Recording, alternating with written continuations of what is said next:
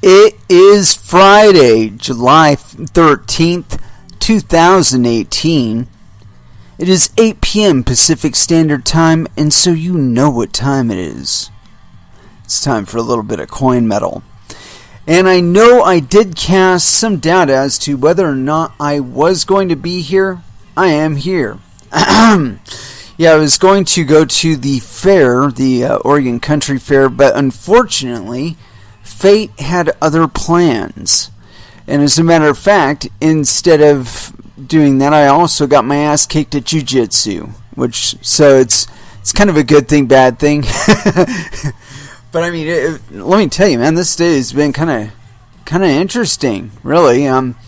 Yeah, I've been kind of wanting to go to the Oregon Country Fair, and it wasn't until the early afternoon that I finally decided, okay, I'm going to go down there for, 5 to 6 hours at the Half Naked Hippies and hang out for a while.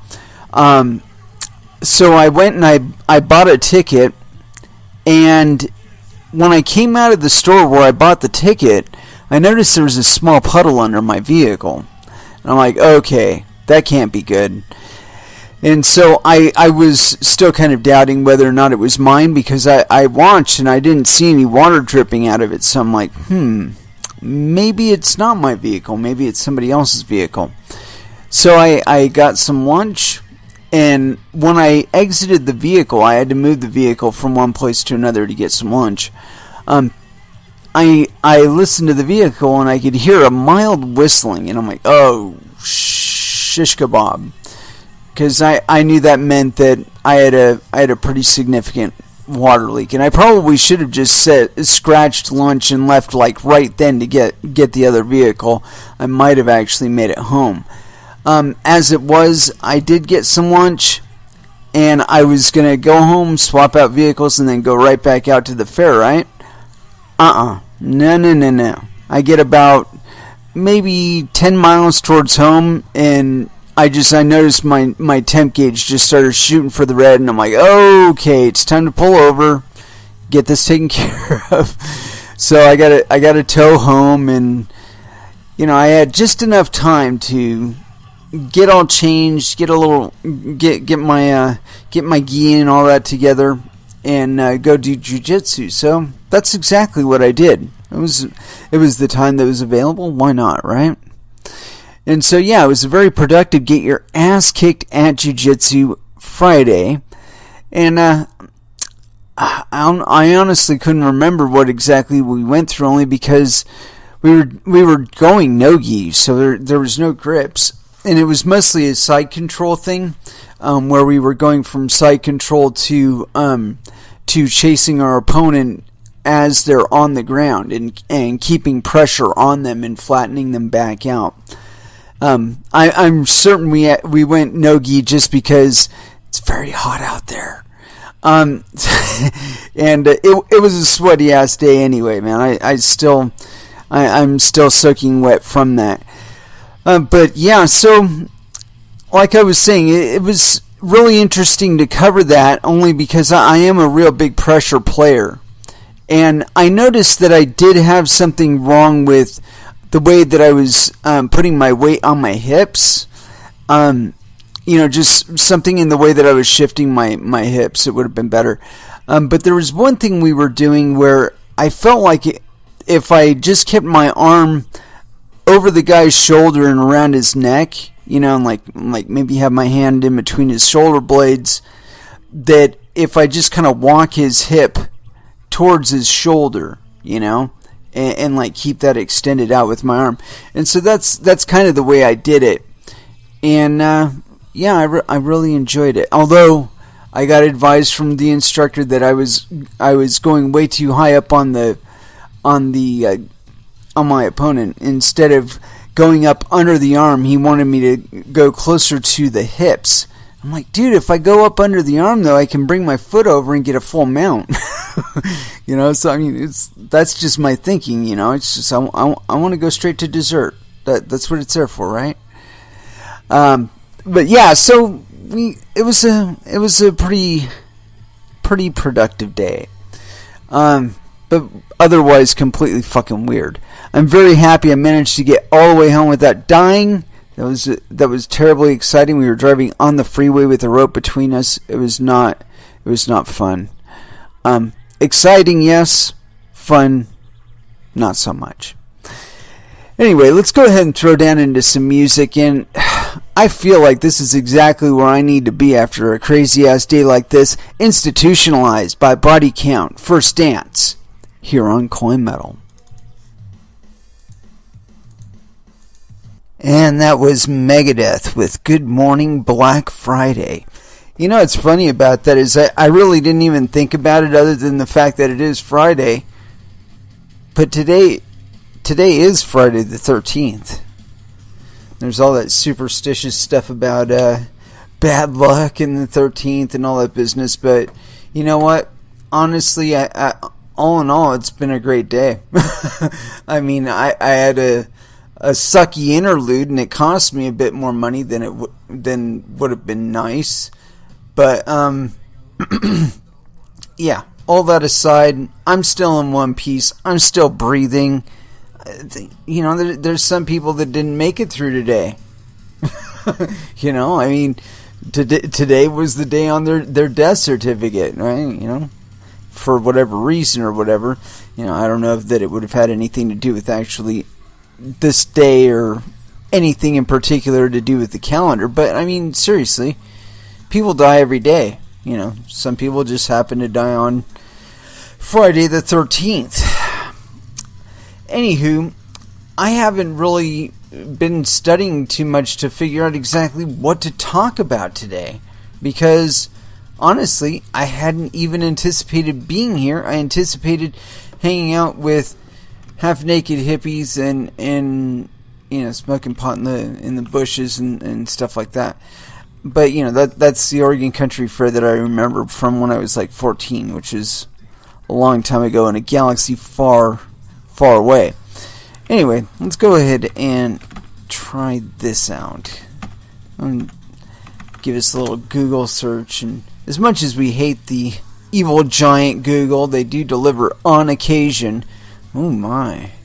Apparently Bitcoin is down a little bit today. 62.1016 is the current price. It's a little bit sucky. That's off about $500 from 2 days ago. So, I don't know. I imagine we will probably even have a teeny tiny more of some downturn. You know what I mean? Because people have to take profit at some point or another. And, you know, if they're holding all crypto, at some point or another, they're going to sell their crypto for fiat to deal with the market around them that actually transacts in fiat and doesn't have the option available yet to use Bitcoin or Bitcoin Cash or any one of another cryptocurrencies out there. Ooh. Oh, you know what? I'm going to talk about this. This bullshit's been on my fucking Twitter feed all fucking day long. And, I've been waiting for something to this effect. Some big story or whatever that would try and link Bitcoin to it. And, of course, having to do with quote-unquote criminal activity. Because we got to bring that shit under regulation, you know. Got to kick you the fuck out of it. Anyway, I got this article on Wired, and I'm going to start off by saying, A, we do not know, as in you, I, the average Joe on the street, lacks the sensorial return of their senses confirming that this shit is true, you know, beyond reading stories about it. But I mean, we weren't like in the room. So we don't know. We can say we know. Other people can say they know, but unless they were there, they don't know either. So the whole conjecture that there were, in fact, Russian hackers involved with tampering with the U.S. Election, even if we're talking about something like funding or something to that effect, we don't know. People can say stuff, but we don't know for sure. And it seems to me that there's just this group in Washington that is concerning themselves with nothing but talking shit about Donald Trump and trying to bring the presidency down because they don't like that they didn't get their fucking war criminal in the White House. And yes, I called Hillary Clinton a war criminal. Sorry. But, I think, the things that were going on in Libya under her watch kind of qualify her for being called such. I mean, if you contrast all the people that died under that little debacle and were displaced and all that, if you contrast that versus, say, Saddam Hussein, the last guy that was hanged for being like a quote unquote like war criminal, I think the actions that she signed off on probably killed more people. I'd be willing to bet that. I'm not entirely sure. I'm not going to be a lawyer in a court or anything like that, but that's just how it seems to me. So anyway, we've got this thing about Russian hackers, and it's this bugaboo that just will not go away. And so supposedly there were Russian hackers involved in the last election, and supposedly they were actually paid in Bitcoin. And so, like I said, this has been like all over my fucking Twitter all day long, and I think probably a bit of yesterday too. And this is on Wired.com. Someone found a use for Bitcoin. Russian hackers. This is by Gregory Barber, Security, 7/13/2018 at 9:49 p.m. No indication of time zone, but definitely yes. Penis. Bitcoin is a pain to spend. It didn't used to be, by the way. It is energy guzzling, perilously slow, and with the prospect of dazzling returns, at least until recently, perhaps best to hodl till you retire. But Bitcoin can count at least one group of spendthrifts among its users. Russian hackers accused of hacking the 2016 election.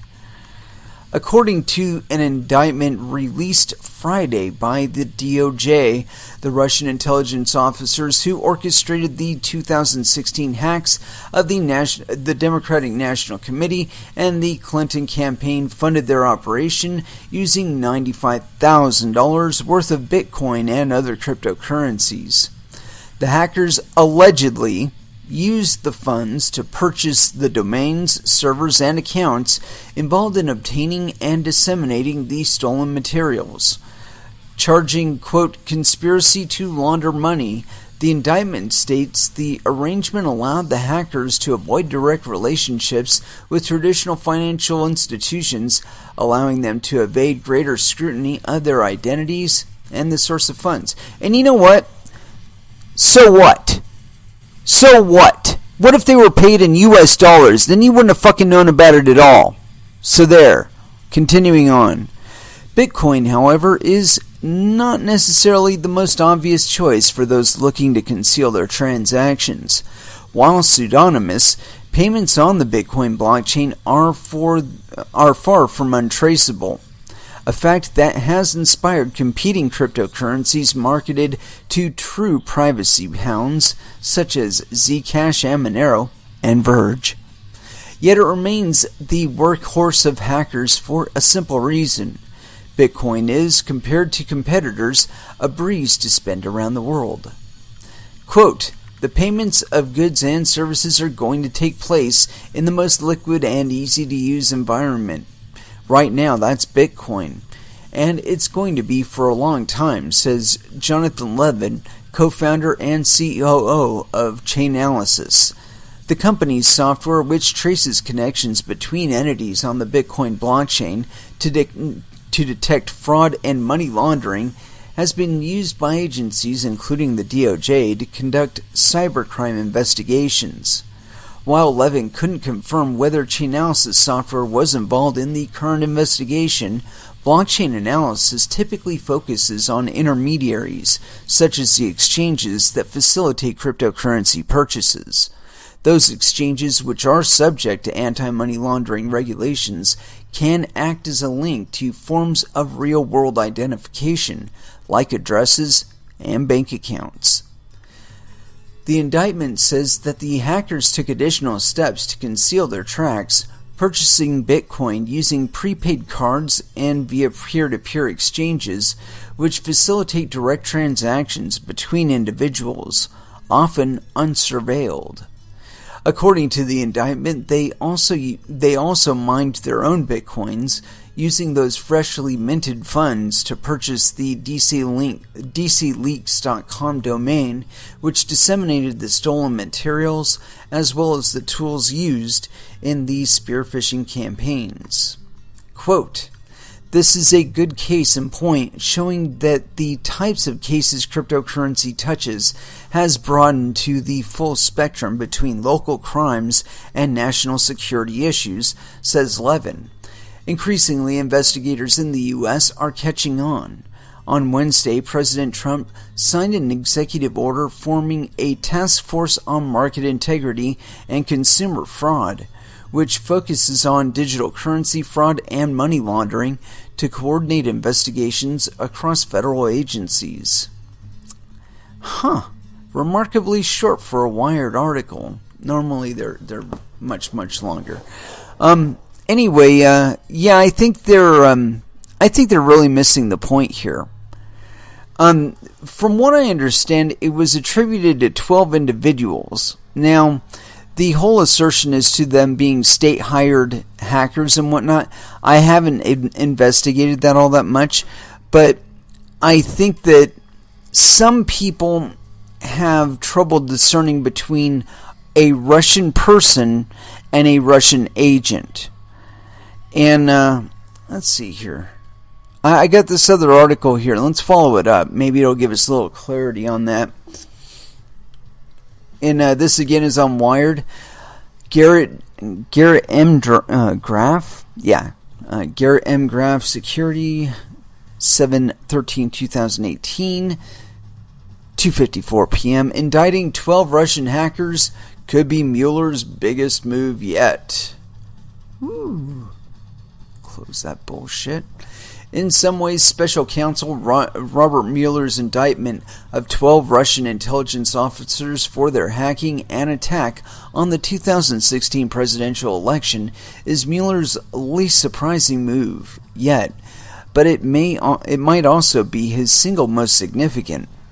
News that paid employees of the Russian government, military intelligence officers no less, interfered and sought to influence the 2016 presidential election, coming just days before the victor of the election will meet Russian President Vladimir Putin in Helsinki, amounts to nothing less than international geopolitical bombshell. I wanted to say bullshit.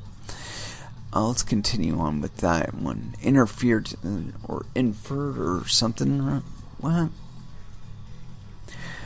Trying to follow this thing up. I got this other article. Everything we know about Russia's election hacking playbook. See, I'm curious what all this hacking bullshit is, because, I don't care how good the Russian hackers are. If Americans really wanted to vote for Hillary Clinton, they would have voted for her. There's no hacking. I mean, you either want it or you do not want it. I don't get it. Like, anyway, continuing on. Let's go with this article. Maybe it'll give us a little clarity. It's not too terribly old. It's, let's see here, June 9th, 2017. Actually, that is kind of old. And this is by Andy Greenberg. Everything we know about Russia's election hacking playbook. Just when the cybersecurity world thinks it's found the limits of how far Russian hackers will go to meddle in foreign elections, a new clue emerges that suggests another line has been crossed.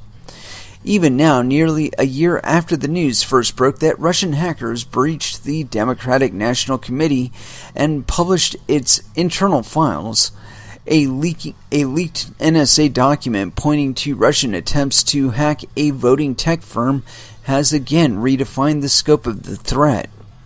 taken with the recent history of Russia's digital fingerprints on foreign elections, it points to a disturbing trend.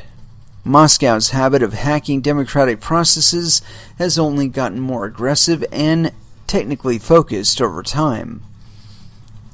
This week, the national security-focused news outlet The Intercept published a top-secret NSA file outlining how Russian hackers, believed to have been part of the country's GRU military agency, attempted to phish the credentials of employees at VR Systems, a Florida-based tech firm that sells equipment and software used in voting registration. Okay. The leak represents the first solid evidence that Russian election hacking has escalated beyond mere political leaks and disinformation to threaten the core systems of America's voting apparatus. Okay, so that gives us a little deeper, and so we're on to The Intercept, and this one was on June 5th, 2017. Top secret NSA report details Russian hacking effort days before the 2016 election. Let's go with it. And this is by Matthew Cole, Richard Esposito, Sam Biddle, and Ryan Grimm. So yes, 4 penises. Russian military intelligence executed a cyber attack on at least one U.S. voting software supplier and sent spear phishing emails to more than 100 local election offices just days before last November's presidential election, according to a highly classified intelligence report obtained by The Intercept. Obtained. That's such a neat word. The top-secret NSA document, which was provided anonymously to The Intercept and independently authenticated, analyzes intelligence very recently acquired by the agency about a months-long Russian intelligence cyber effort against elements of the U.S. election and voting infrastructure. The report, dated May 5, 2017, is the most detailed U.S. government account of Russian interference in the election that has yet come to light. While the document provides a rare window into the NSA's understanding of the mechanics of the Russian hacking, it does not show the underlying, quote, raw intelligence on which the analysis is based. A U.S. intelligence officer who declined to be identified cautioned against drawing too big a conclusion from the document because a single analysis is not necessarily definitive. The report indicates that Russian hacking may have penetrated further into U.S. voting systems than was previously understood. It states unequivocally in its summary statement that a Russian military intelligence, specifically the Russian General Staff Main Intelligence Directorate, or GRU, that conducted the cyber attacks described in the document. Russian General Staff Main Intelligence Directorate actors executed cyber espionage operations against a named U.S. company in August of 2016, evidently to obtain information on elections-related software and hardware solutions. The actors likely used data obtained from that operation to launch a voter registration-themed spear phishing campaign targeting U.S. local government organizations.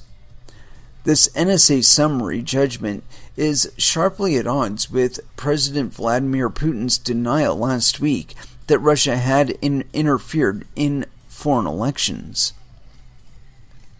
Quote, "We never engaged in that on a state level and have no intention of doing so," Putin, who had previously issued blanket denials that any such Russian meddling occurred, for the first time floated the possibility that freelance Russian hackers with, quote, patriotic leanings may have been responsible.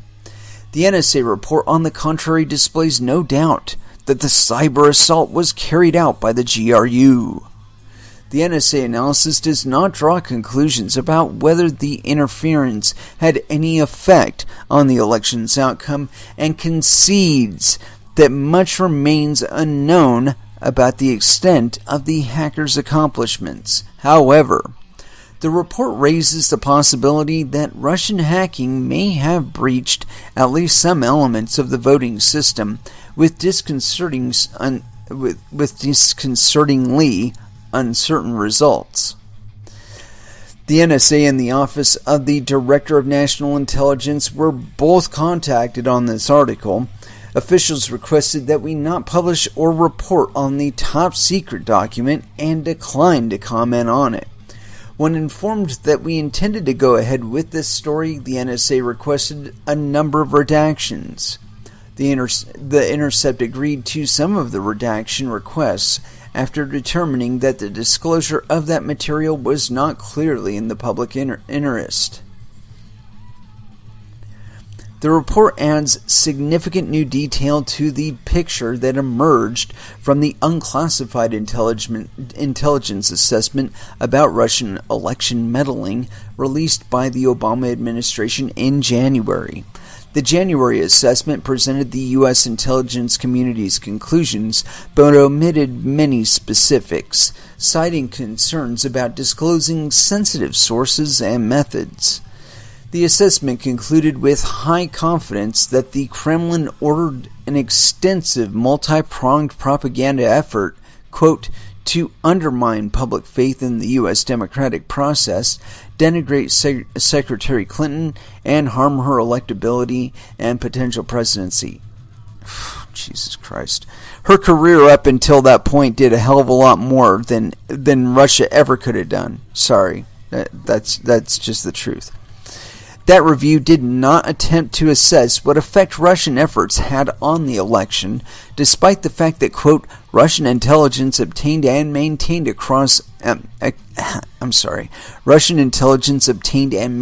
access to elements of multiple U.S. state or local electoral boards, according to the Department of Homeland Security.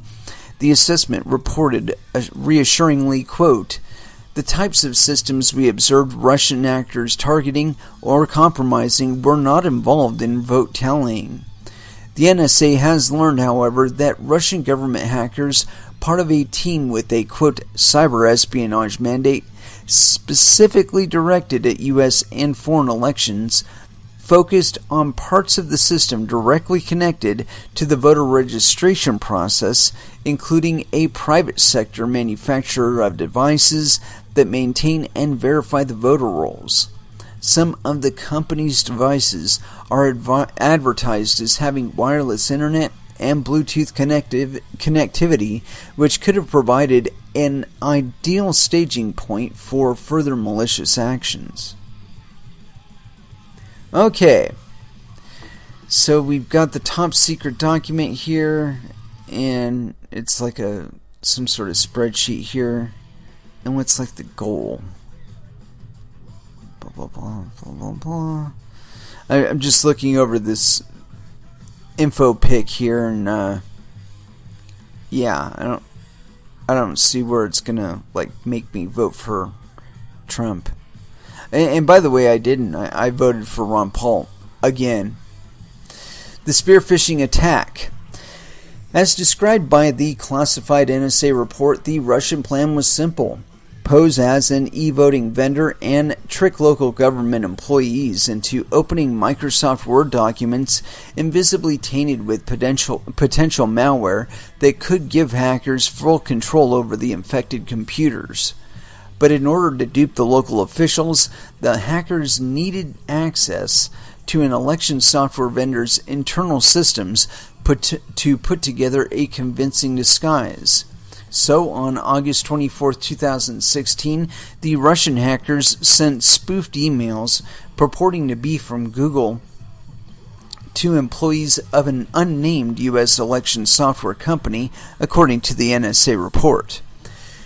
Although the document does not directly identify the company in question, it contains references to a product made by VR Systems, a Florida-based vendor of electronic voting services and equipment, whose products are used in 8 states. Excuse me for just a second here. I gotta get a little water in me.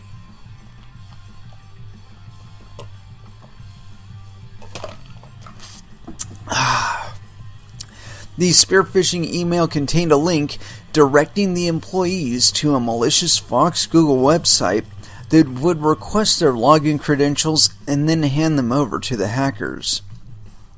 The NSA identified 7 potential victims at the company. While malicious emails targeting 3 of the potential victims were rejected by an email server, at least one of the employee accounts was likely compromised. The agency concluded. The NSA notes in its report that it is unknown whether the aforementioned spear phishing deployment successfully compromised all of the intended victims and what potential data from the victim could be exfiltrated. VR Systems declined to respond to a request for comment on the specific hacking operation outlined in the NSA document. Chief Operating Officer Ben Martin replied by email to the Intercept's request for comment with the following statement: "Phishing and spear phishing are not uncommon in our industry. We regularly participate in cyber alliances with state officials and members of the law enforcement community in an effort to address these types of threats. We have policies and procedures in effect to protect our customers and our company." Although the NSA report indicates that VR Systems was targeted only with login stealing trickery rather than computer controlling malware, this isn't necessarily a reassuring sign. Jake Williams, former founder of computer security firm Rendition InfoSec, and formerly of the NSA's Tailored Access Operations hacking team, said stolen logins can be even more dangerous than an infected computer. Quote, "I'll take credentials most days over malware," he said, "since an employee's login information can be used to penetrate, quote, corporate VPNs, email, or cloud services, allowing access to internal corporate data. The risk is particularly heightened given how common it is to use the same password for multiple services." Phishing, as the name implies, doesn't require everyone to take the bait in order to be a success, though Williams stressed that hackers, quote, "never want just one set of stolen credentials." In any event, hackers apparently got what they needed. 2 months later, October 27th, they set up a, quote, "operational Gmail account designed to appear as if it belonged to an employee at VR Systems and used documents obtained from the previous operation to launch a second spear phishing operation, quote, "targeting U.S. local government organizations." These emails contained a Microsoft Word document that had been, quote, "trojanized," so that when it was opened, it would send out a beacon to the, quote, "malicious infrastructure set up by the hackers." The NSA assessed that this phase of the spear phishing operation was likely launched on either October 31st or November 1st, and sent spear phishing emails to 122 email addresses associated with named local government organizations, probably to officials, quote, "involved in the management of voter registration systems." The emails contained Microsoft Word attachments purporting to be benign documents for VR Systems. EVID voter database product line, but which were in reality maliciously embedded with automated software commands that are triggered instantly and invisibly when the user opens the document. These particular weaponized files used PowerShell, a Microsoft scripting language designed for systems administrators and installed by default on Windows computers, allowing vast control over a system's settings and functions. If opened, the files, quote, "very likely would have instructed the infected computer to begin downloading in the background a second package of malware from a remote server also controlled by the hackers, which the secret report says could have provided attackers with, quote, persistent access to the computer or the ability to, quote, survey the victims for items of interest. Essentially, the weaponized Word document quietly unlocks and opens a target's back door, allowing virtually any cocktail of malware to be subsequently delivered automatically. According to Williams, if this type of attack were successful, the perpetrator would possess, quote, unlimited capacity for siphoning away items of interest. Quote, once the user opens up that email attachment, Williams explained, the attacker has all the same capabilities as the user does. Vikram Thakur, a senior research manager at Symantec's security response team, told The Intercept that in cases like this one, quote, quality of exfiltrated data is only limited to the controls put in place by network administrators. Data theft of this variety is typically encrypted, meaning anyone observing an infected network wouldn't be able to see what exactly was being removed, but should certainly be able to tell when something was afoot, Williams added. Overall, the method is one of, quote, medium sophistication, Williams said, one that practically any hacker can pull off. The NSA, however, is uncertain about the results of the attack. According to the report, quote, it is unknown, the NSA notes, whether the aforementioned spearphishing deployment successfully compromised the intended victims and what potential data could have been accessed by the cyber actor.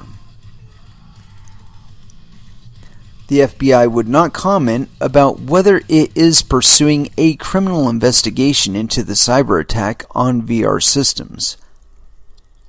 At a December press conference, President Obama said that he told Russian President Vladimir Putin in September not to hack the U.S. election infrastructure.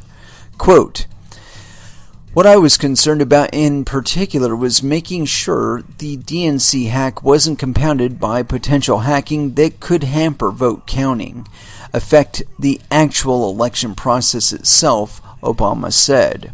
So in early September, when I saw President Putin in China, I felt that it was the most effective way to ensure that it didn't happen was to talk to him directly and tell him to cut it out, and there were going to be serious consequences if he didn't. And in fact, we did not see further tampering of the election process. Yet, the NSA has now found that the tampering continued. Quote, the fact that this is occurring in October is troubling, said one senior law enforcement official with significant cyber expertise. In August of 2016, warnings went out from the FBI and the DHS to those agencies. This was not a surprise. This was not hard to defend against, but you needed a commitment of budget and attention. The NSA document briefly describes two other election-related Russian hacking operations. In one, Russian military hackers created an email account pretending to be another U.S. election company, referred to in the document as U.S. Company 2, from which they sent fake test emails offering, quote, election-related products and services. The agency was unable to determine whether there was any targeting using this account. In a third Russian operation, the same group of hackers sent test emails to addresses at the American Samoan Election Office, presumably to determine whether those accounts existed before launching another phishing attack. It is unclear what the effort achieved, but the NSA assessed that the Russians appeared intent on, quote, mimicking a legitimate absentee ballot-related service provider. The report does not indicate why the Russians targeted the tiny Pacific Islands, a U.S. territory with no electoral votes to contribute to the election. An alluring target. Getting attention and a budget commitment to election security requires solving a political riddle. Quote, "The problem we have is that voting security doesn't matter until something happens. And then after something happens, there's a group of people who don't want the security because whatever happened in their favor," said Bruce Schmier, a cybersecurity expert at Harvard's Berkman Center, who has written frequently about the security vulnerabilities of U.S. election systems. Quote, "That makes it a very hard security problem, unlike your bank account."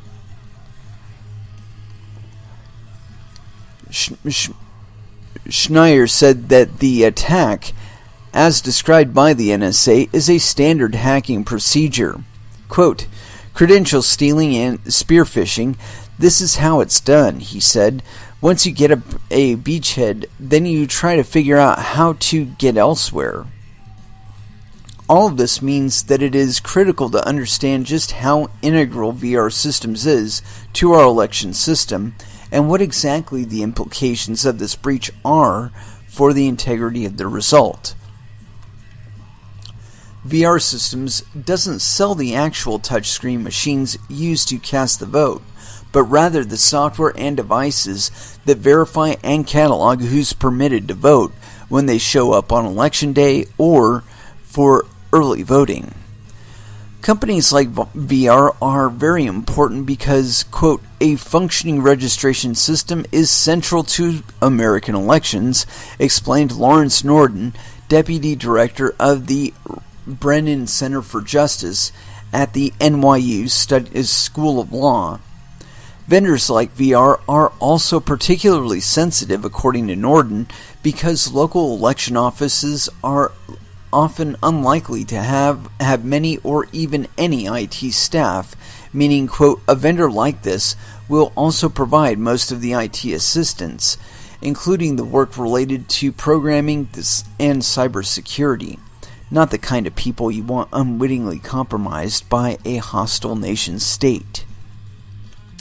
According to its website, VR Systems has contracts in 8 states: California, Florida, Illinois, Indiana, New York, and North Carolina, Virginia, and West Virginia.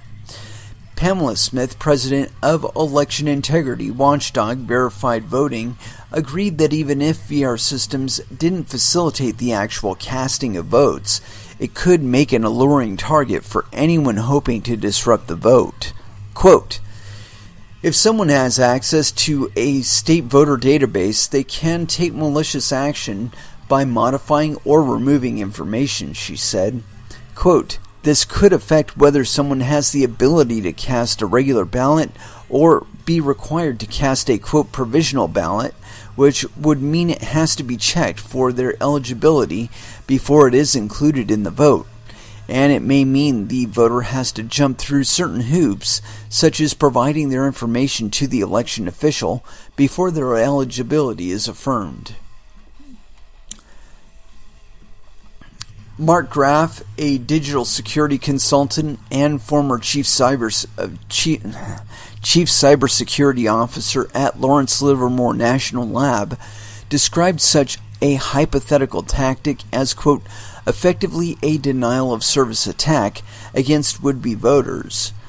But a more worrying prospect, according to Graff, is that hackers would target a company like VR Systems to get closer to the actual tabulation of the vote. An attempt to directly break into or alter the actual voting machines would be more conspicuous and considerably riskier than compromising an adjacent, less visible part of the voting system, like voter registration databases, in the hope that one is networked to the other. Sure enough, VR Systems advertises the fact that its FVID computer polling station equipment is connected to the internet, and that on election day, quote, "a voter's voting history is transmitted immediately to the country database on a continual basis." A computer attack can thus spread quickly and invisibly through the network components of a system, like germs through a handshake. According to Alex Halderman, director of the University of Michigan Center for Computer Security and Society, and an electric voting expert, one of the main concerns in the scenario described by the NSA document is the likelihood that the officials setting up the electronic poll books are the same people doing the pre-programming of the voting machines. The actual voting machines aren't going to be networked to something like VR Systems EVID, but they do receive manual updates and configuration from people at the local or state level who could be responsible for both. If those were the people targeted by the GRU malware, the implications are troubling. Usually, at the country level, there's going to be some company that does the pre-selection programming of the voting machines, Halderman told The Intercept. Quote, I would worry about whether an attacker who could compromise the poll book vendor might be able to use software updates that the vendor distributes to also infect the election management system that programs the voting machines themselves. He added, quote, once you do that, you can cause the voting machine to create fraudulent counts. According to Schneier, a major prize in breaching VR systems would be the ability to gather enough information to effectively execute spoof attacks against election officials themselves. Coming with the imprimatur of the election board's main contributor, a fake email that looks much more authentic. Such a breach could also serve its own service its own base from which to launch other disruptions. One U.S. intelligence official conceded that the Russian operation outlined by the NSA targeting voter registration software could potentially have disrupted voting in the locations where VR Systems products were being used. And a compromised election poll book system can do more than cause chaos on election day, said Halderman. Quote, you could even do that preferentially in areas for voters that are likely to vote for a certain candidate and thereby have a partisan effect. Using this method to target a U.S. presidential election, the Russian approach faces a challenge in the decentralized federal election system, where processes differ not merely from state to state, but often county to county. And meanwhile, the Electoral College makes it difficult to predict where efforts should be concentrated. Hacking an election is hard, not because of technology. That's surprisingly easy. But it's hard to know what's going to be effective, said Schneier. If you look at the first few elections, the last few elections, 2000 was decided in Florida, 2004 in Ohio, the most recent election in a couple of counties in Michigan and Pennsylvania. So deciding exactly where to hack is really hard to know. But the system's decentralization is also a vulnerability. There is no strong central government oversight of the election process or the acquisition of voting hardware or software. Likewise, voter registration, maintenance of voter rolls, and vote counting lack any effective national oversight. There is no single authority with the responsibility for safeguarding elections. Christian Hilland, a spokesperson for the FEC, told The Intercept that, quote, the Federal Election Commission does not have jurisdiction over voting materials voting matters as well as software and hardware in connection with casting votes. You may want to check with the Election Assistance Commission. Checking with the EAC is also less than confidence-inspiring. The commission was created in 2002 as the congressional reaction to the vote counting debacle of 2000. The EAC notes outline that it is, quote, charged with serving as a national clearinghouse of information on election administration. EAC also accredits testing laboratories and certifies voting systems. but is a backwater commission with no real authority. Click on the link about certifying voting systems and it leads you to a dead page. If there were a central U.S. election authority, it might have launched an investigation into what happened in Durham, North Carolina, on Election Day. The registration system malfunctioned at a number of polling locations, causing chaos and long lines, which triggered election officials to switch to paper ballots and extend voting later into the evening. Durham's voter rolls were run by VR Systems, the same firm that was compromised by the Russian hack, according to the NSA document. Local officials said that hack was not the cause of the disruption. The NC State Board of Elections did not experience any suspicious activity during the 2016 election outside of what this agency experiences at other times. Any potential risks or vulnerabilities are being monitored, and this agency works with the Department of Homeland Security and the NC Department of Information Technology to help mitigate any potential risks, said Patrick Gannon, a spokesperson for the North Carolina Board of Elections. George McCrew, Deputy Director of the Durham County Board of Elections, also said that VR Systems software was not the issue. Quote, "There is some investigation here. Essentially no evidence came out of it indicating there was any problem with the product," he said. "It appears to be user errors at different points in the process between the setup of the computers and the poll workers using them. All of this taken together ratchets up the stakes of the ongoing investigation into collusion between the Trump campaign and Russian operatives, which promises to soak up more national attention this week as fired FBI Director James Comey appeared before Congress to testify. If collusion can ultimately be demonstrated, a big if at this point, then the assistance on Russia's part went beyond allegedly hacking email to serve propaganda campaign and bled into an attack on the U.S. election infrastructure itself. Whatever investigation the Trump campaign concludes, however, it pales in comparison to the threat posed to the legitimacy of U.S. elections if the infrastructure itself can't be secured.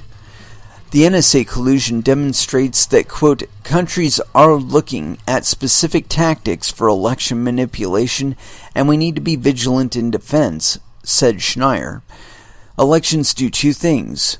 One, choose the winner, and two, they convince the loser.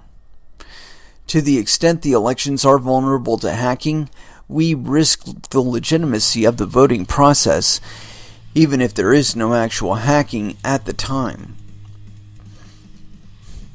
Throughout history, the transfer of power has been the moment of greatest weakness for societies, leading to untold bloodshed. The peaceful transfer of power is one of the greatest innovations of democracy. Quote, "It is not just that an election has to be fair, it has to be demonstrably fair so that the loser says, 'Yep, I lost fair and square.' If you can't do that, you're screwed," said Schneier. "They'll tear themselves apart if they're convinced it's not accurate." That's very, very true. And that is the end. And so there you have it. No real evidence that there was any effect on the elections themselves. And so now, we're chasing after these 12 people who were paid in Bitcoin. And I mean, come on, man. Give me a fucking break.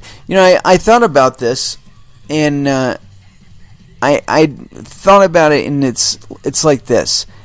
If you consider how many coups, how many elections have been interfered with that were paid in U.S. dollars, contrast that against Bitcoin, and all it becomes then is, okay, they were able to increase their ability to throughput some money from one party to another. But other than that, there's no real big difference here. It's a different way to transfer the money. but the same actions were happening with US dollars. What fucking difference does it make that they were paid in Bitcoin? And to that extent, the person that was all up in arms about the fact that they can't stop any payments through Bitcoin, and they don't regulate Bitcoin, you know what? You don't have any luck stopping them from being paid in US dollars, and that's in regulated markets. They find neat ways to get money from one person to another using those systems, and you don't even bat an eye, because you know why? You use those same systems to go and pay for your fucking groceries. Now, just because you don't use Bitcoin to do that right now doesn't mean you won't in the future. Some of us do use Bitcoin to pay for the food that we put in our fucking mouths. Not all of it is prostitution, drugs, and hacking and all that other bullshit. Anyway, let's go ahead and throw it into some music. Man, that Intercept article was fucking long. And what exactly to throw down? I haven't figured it out, man. Oh shit. How about a little bit of Meshuggah? I haven't played Meshuggah in like forever. Combustion here on Coin Metal. And that was Within the Ruins, Feeding Frenzy. And I didn't even get a chance to fully write this down. Frenzy. This is just to let you know I don't have bots doing this shit for me. I wish I did, but, I gotta administrate all this shit myself. Because, I don't know, it's like one of those things, where I like to drive. So the idea of a driverless car does not appeal to me at all. I've said this multiple times, but self-driving cars are self-crashing cars. Believe it, it will happen again and again and again, and, you'll wish you were the driver. We'll look at the statistical data and we'll say, you know what, maybe having robots drive this really isn't such a good idea after all. Because I'm almost positive it'll be on par or in excess of drivers that are killed by other drivers. Anywho, I got a few other articles here that I really wanted to touch on today, and that one really, that run that we just did was quite significant there. It seems to me that when people try and make such associations with Bitcoin, they're actively trying to tarnish or sully the reputation of the asset. And the reason it really doesn't work out all that well with regard to Bitcoin is because when you look at Bitcoin versus other currencies out there, I can almost guarantee you that with regard to actual utilization, actual use, that more legitimate commerce, as a percentage base of the actual commerce that's happening with Bitcoin, more legitimate commerce, meaning exchanges directly between one person and another, is occurring on Bitcoin's network than is being conducted with US dollars. I'm almost positive of that. If you were to compare the two on a graph, there's far more crime being conducted with US dollars and other fiat currencies than there is with cryptocurrencies. I'd be, with the exception of Monero. Monero's kind of iffy there, but that's only because they like to steal people's computer resources and mine with them, and don't really seem to have a problem with getting about 15% of their hashing rate from stolen, hijacked computers. Anywho, I did catch this article, and the title itself is kind of interesting to me because it kind of rings true to some extent. But, as we find out many times in the crypto space, the title sometimes has very little to do with the substance of the article itself. But we hold out hope in this case. Bitcoin is a logarithmic asset, and this is on Forbes.com, written by Clem Chambers, contributor, Intelligent Investing, written on July 13th, 2018, at 9:50 a.m. No indication of time zone. Dude, come on. This isn't available just to people in Pacific Standard Time. What time did you write this fucking thing? Anyway, continuing on. I maintain that historical price charts are great for predicting the past. This is meant to sound like a joke, but it isn't. Price charts are maps, and maps give people a guide to the future because they give context. The markets are not trendless, and while they may not often give out hints of the immediate future, they certainly tell the story of the past and the story so far. This is Bitcoin's chart up to July 13th, 2018. Bitcoin is in a bear market currently, clearly trending lower. And it has yet...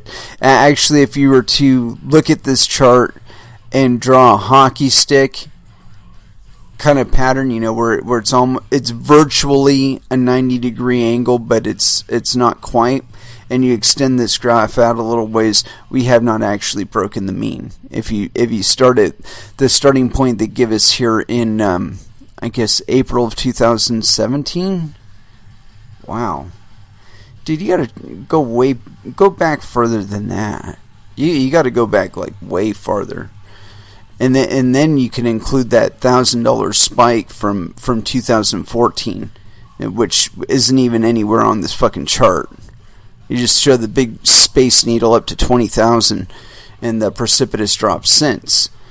But if you include that other one, you notice that the mean is actually a little bit low at the moment. And so I would say we've actually kind of broken the mean in that we would be going up even higher.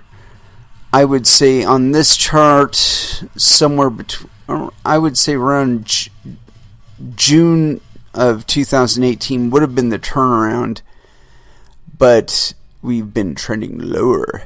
And personally, I attribute all of that to the one megabyte block size limit and this push to try and get us to use Lightning Network as the main means of transacting Bitcoin. But that's just my perspective. Continuing on. This is Bitcoin's chart up to July 13th, 2018, starting with April 2017. It is in a bear market, clearly trending lower. And if we included that previous data, it would have completely blown our mean, and we wouldn't have any legs to stand on at this moment. Bitcoin has been a bubble for sure, and that bubble has burst, just like the dot-com bubble before it. Just like the dot-com crash, if you can buy at the bottom, you will make a killing going forwards. To my eyes, this chart says there is another final leg to fall, but that is opinion. What I want to see is a bottom in the market that follows on a final crescendo of collapse.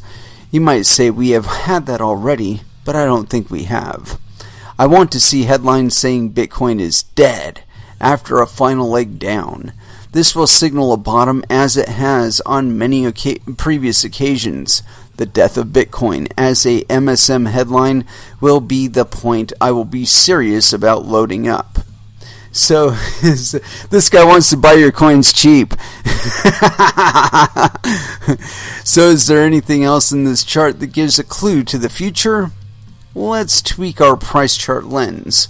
How about this? And then we look at from 2012. Oh, okay, yeah, here's the real chart. Starting at 2012, and you see the nice little spike there, and then the huge spike in 2014, and this, yeah, okay. This is a log chart, and it shows that Bitcoin and crypto have been growing and behaving logarithmically. This is a field mark of viral growth. Few things have this growth potential. Crudely, it's a compounded growth of 26% per time period. 10 periods of 26% gets you a total of 1,000%. As an aside, this is the portfolio profit rate that got Warren Buffett to be one of the world's richest men. This nonlinearity is exciting because if this growth is to continue, Bitcoin can really get back to $20,000 a coin, $200,000 a coin, $2 million a coin. Because if the market mechanism of the asset remains viral, that is the way it spreads. This shows 6 years of log power, trading, and growth. So how about this price target? And we would be looking at 4,000 to 5,000, including all of the data. Yeah, that looks like we haven't quite broken the mean yet, or broken the trend line. Continuing. With a couple hundred billion in total cryptocurrency market cap, take out all of those funky non-mineable tokens and non-decentralized coins, and you can certainly see another X10 is doable. As such, if Bitcoin is still behaving logarithmically, it will soon be on its way to the moon again. It's an amazing conjecture, but I can see it being on the cards. So the trade is 100% loss versus a good chance of 1,000% plus gain. As long as you can right size your position, it's an irresistible trade. However, if you are greedy like me, you want to see the bottom of the market, or at least signs that this bear market trend is over, and for some time, and for now, we are not there yet. Be among the first to know the most important crypto and blockchain news, blah, blah, blah. Yeah, okay. So, this article was a little bit different than I had anticipated, only because he kind of threw me for a loop with all his, I want to see Bitcoin is dead in the MSM headlines. This guy's a crypto head. Kryptonaut, man. Total kryptonaut. Yes, Clem, you are in. He's hoping like what we all are, that we've pretty much hit the bottom of this downturn, and that we are going to go back to the upturn of it. And I see that as a inevitability, honestly, because I'm not seeing really enough forward movement in the economy that would lead me to believe that we've got that forward-looking plan in mind, and we're actually fulfilling towards it.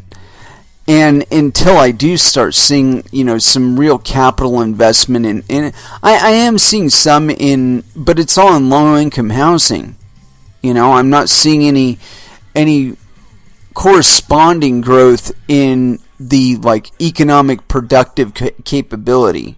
So it's like, What kind of future are we trying to build here? Are we trying to build one where you're step above a prisoner, or are we trying to build one where, I don't know, we're maybe more in line with the ecology of the planet, and we maybe we don't live so tightly packed together, and so we're not creating all kinds of weird diseases and stuff because we've got our populations packed in like sardines.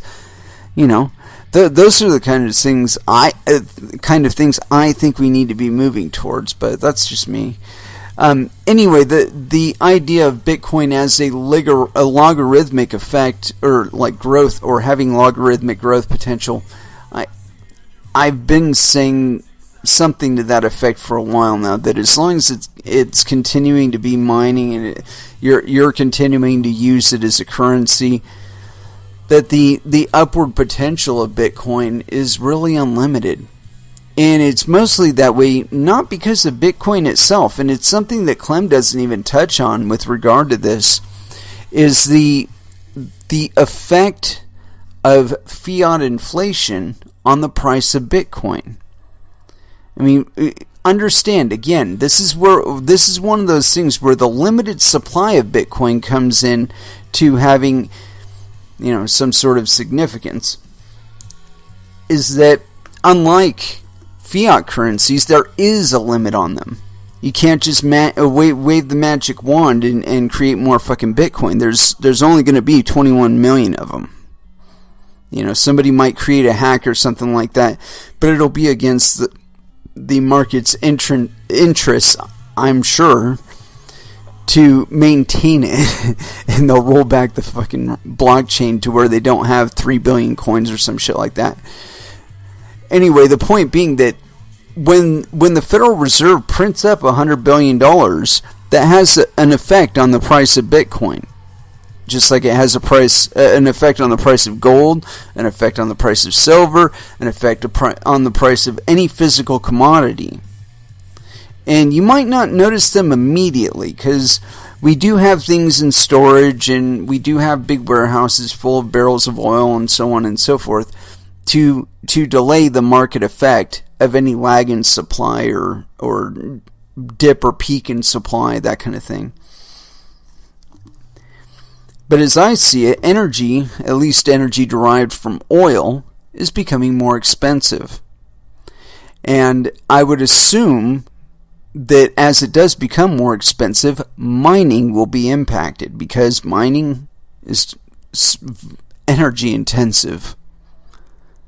And so as we see a corresponding spike in electricity, we're going to see a corresponding spike in mining. And as such, Bitcoin will have to go up in value as well. We can't get away with that shrinkflation bullshit that they do at the store shelves and whatnot. So, yeah, the price is going to go up. I mean, unless the Fed can just stop printing, which I think it's something like a tuna will die if it stops swimming. I think the Fed will die if it stops printing. It's something like that.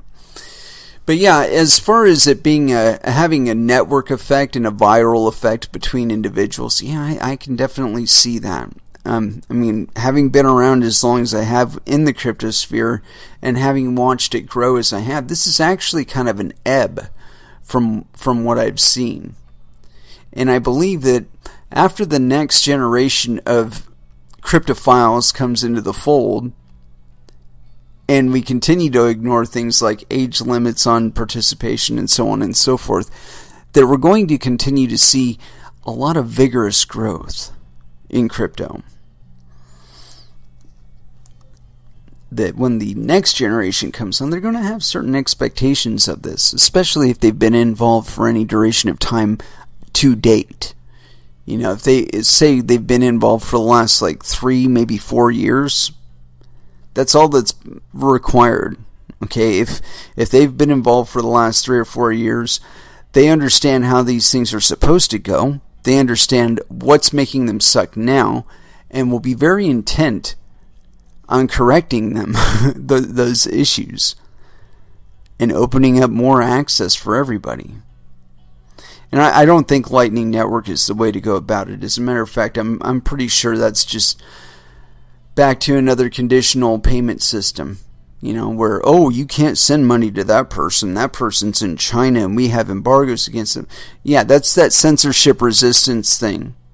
That's what we currently have, where we can send money to anywhere, anytime, to anyone.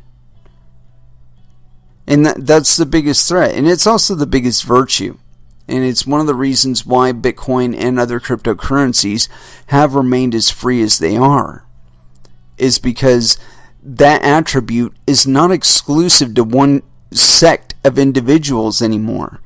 That was a realm of finance that has been exclusively occupied by banks and several legacy finance organizations.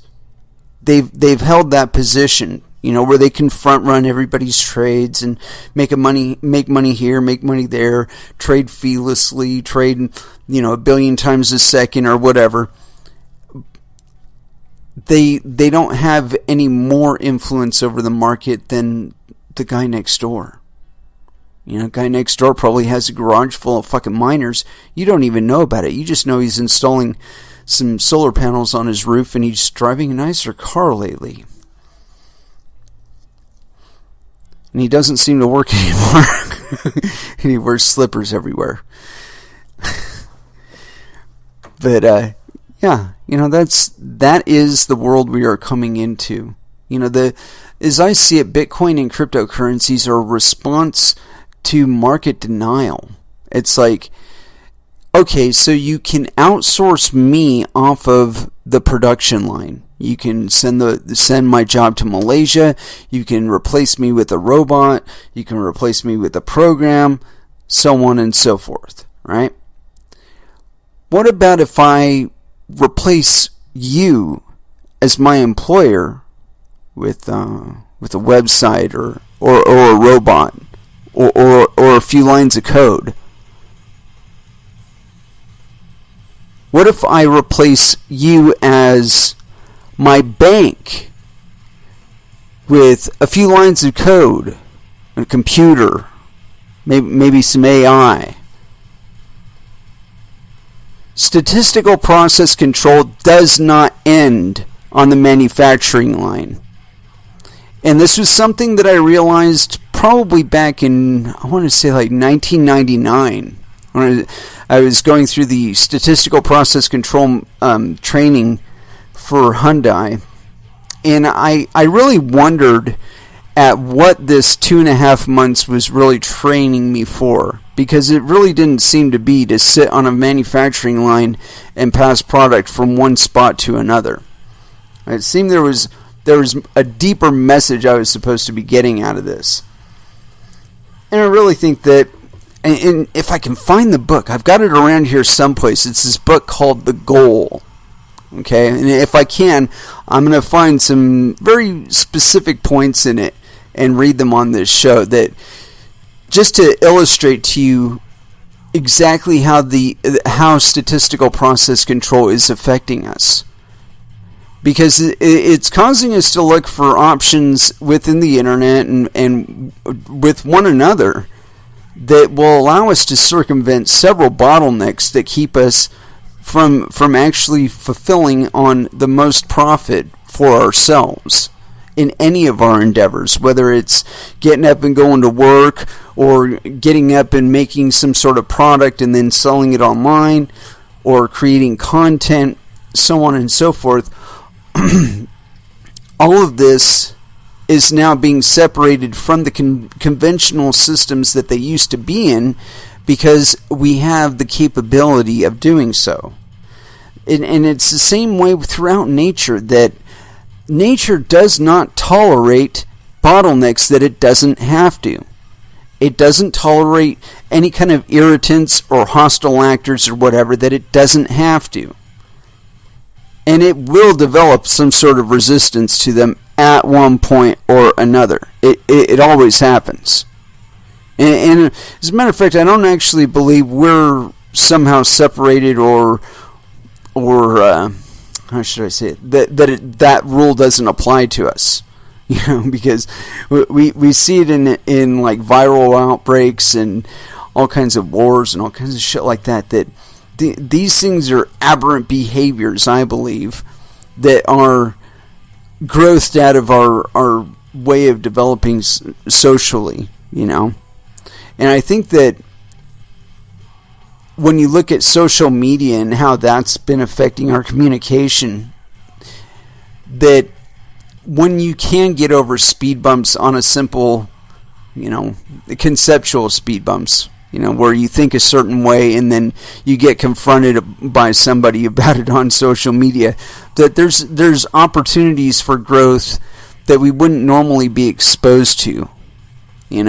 I know that I'm a much more tolerant and much more patient being, having spent as much time as I have online and talking with hundreds, thousands of different people all over the planet. And when I look over people's quotes and posts and all that other stuff, I really look for commonalities of understanding, between me and other people. Like when I'm reading how they view something, I'm trying to understand, or I'm trying to look into it for ways that this person thinks about it that is identical to the way that I think about it, and which ways are different. And a lot of times, I'm able to resolve some of the cruft that's attached to the language by addressing it specifically. And I think if we grow a little bit more into the habit of doing that we'll misunderstand people a lot less. Anyway, I do want to go ahead and throw back down into some music, and I haven't actually picked anything out again. I got to do this to where like more people are interacting with me on like Discord and Telegram, because I have both of them open right now. So like, mention me if you want to hear a specific song or something like that. Do not hesitate. Just tap that shit. Anyway, let's go ahead and throw down some Killing Joke here, the Death and Resurrection Show, here on Coin Metal. And that was Textures with Regenesis. Alright, well, despite what others may say about cryptocurrencies, it seems to me that all the indicators looking forward suggest that people are growing more interested in it, in all aspects of it. And I've got this article on CryptoSlate that kind of exemplifies what I'm talking about. CryptoSlate.com, Bitcoin hash rate rapidly growing despite price. This is by David Lee, authored approximately 14 hours ago. Despite Bitcoin's 2018 price slump, the dominant cryptocurrency's hash rate continues to surge at an astonishing pace. Although the value of Bitcoin has decreased by 53% since January 1st, 2018, the hash rate has increased 155% in the same time period. The continued growth in hashing power demonstrates a strong continued belief in Bitcoin by miners worldwide and may foreshadow a hidden bullish trend. Hash rate explained. In simple terms, mining is the process of running complex calculations in search of a specific number. In a race to find the number first, mining hardware is used to run through as many calculations as possible to secure the block reward, currently at 12.5 Bitcoin per block. Each calculation attempt to solve the computation is known as a hash, and the hash rate is computed in hashes per second. ASICs, application-specific integrated circuits, have become the sole mining hardware used to mine Bitcoin due to their increased hash rate ability and higher energy efficiency. One ASIC has a mining power of approximately 12 terahashes per second. For comparison, in 2013, the total hash rate of the Bitcoin network on April 29, 2013 was 79.2 terahashes per second. Growing number of miners. The hash rate of Bitcoin mining continues to hike at a rapid pace, indicating a growing number of Bitcoin miners.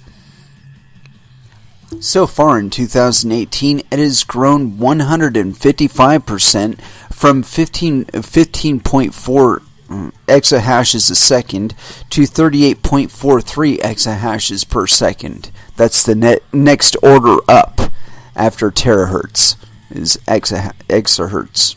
Continuing. One possible explanation for the increase in hash rate is Bitcoin's value. Although Bitcoin has lost a lot of value in 2018, the block reward of 12.5 Bitcoin is still worth over $78,000 today.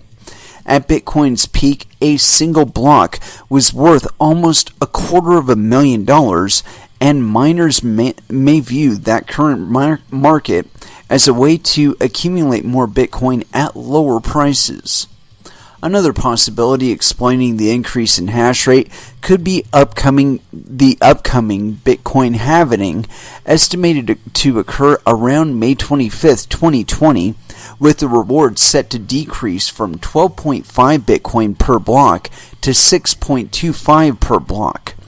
Miners may be trying to accumulate as much Bitcoin as possible before difficulty further increases and rewards decrease. The price of Bitcoin at the time of the last two halvings were $660 and $12 in 2016 and 2012 respectively. One interesting thing to note in the increase of hash rate is the contribution of hash power outside of the world's biggest mining pools. This is beneficial to the Bitcoin network as it makes the power of the mining less concentrated. Overall, it is a positive sign that miners continue to demonstrate their support for Bitcoin, though the increasing growth of hash time. through the increasing growth of hash rate. Instead of abandoning Bitcoin to mine other cryptocurrencies, they persist and strengthen the Bitcoin network. It will certainly be interesting to see if the conviction of miners is ultimately worthwhile, and Bitcoin makes the run that bulls anxiously await. Well, it says to me that in the longer term, and more and more people are looking further down the line, and they're making the observations that I'm talking about on this show that, Bitcoin has done pretty much one thing with regard to its volatility: gone up. Sure, it goes back down a little bit, but it keeps pretty much going up. So it's like, do you want to keep denying reality, or do you maybe want to plan for 2 or 3 months down the line where, sure, you're not mining profitably for 2 or 3 months, but if you've done nothing but hold your coins the entire time, the 2 months holding will have been worth it, because it will have gone up in value so much from the original time that you mined it that you'll actually be able to pay for shit like your electricity and your mining hardware and your all that, so on and so forth, just due to the price volatility alone. But that requires some planning. It's not something about, you just think about it one day and you're just like, I think I'll take this old piece of crap computer that I wasn't doing anything with and mine Bitcoin with it. It's not that kind of game anymore. You're going to have to go on Amazon or some other site and buy you some ASICs miners and set up an account with a mining pool and get to it. But it's obvious that it's not stopping. And that to me shows that, yes, people are confident that in the longer term, Bitcoin will serve as a viable means for people to transact, not just within their national borders, which is another thing that'll be lost, I would dare say, if this whole Lightning Network business goes through. So, I really think that in the longer term, we're going to find out that the Lightning Network doesn't really work as billed, and that people that have made the choice to come to cryptocurrencies for certain political reasons, meaning that they want to be able to move money to whomever they want to, whenever they want to,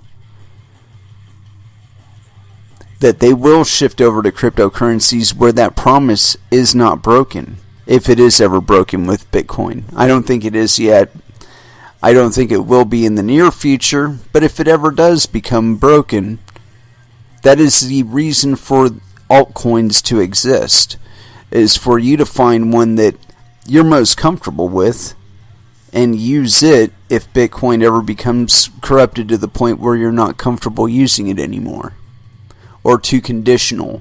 Or too much pain in the ass. Or too much capital investment. These are all concerns that we as consumers have to have, but we're not contained just with what products we can buy.